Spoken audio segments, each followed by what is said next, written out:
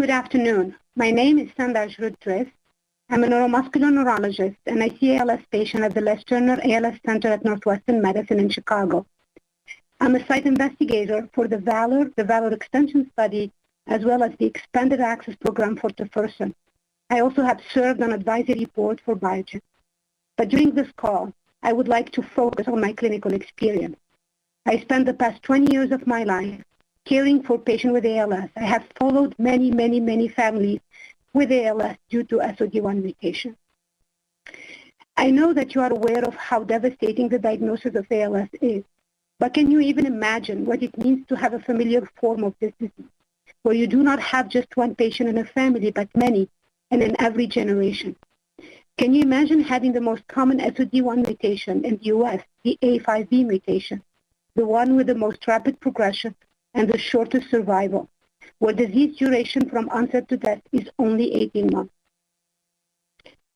Can you picture me sitting across the exam room in my clinic from such patients, telling them just that? Not only do I have to deliver this horrible news, but I also must tell them that their children, when they grow up, they will have 50% chance of getting this disease.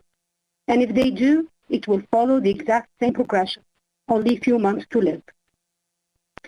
Now, fast forward a few years later, having cared for the parent, I am now sitting across the same exam room from one of the children that inherited the mutation and now is showing symptoms.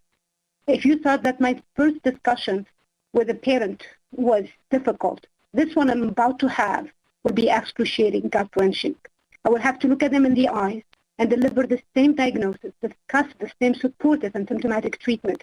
I will have to tell them that despite all the progress in medicine and science over the past decade, there's nothing I can do for them. But wait, maybe the discussion with the affected son or daughter does not have to go this way.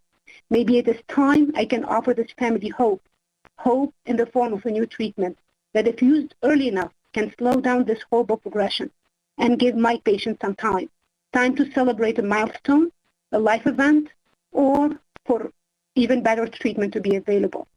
Having been involved in this trial, I was able to see firsthand how my patients had already defied the odds, and few of them are living longer than anybody in their family ever did. I urge you to recommend approval of tofersen for the treatment of SOD1 ALS. Thank you.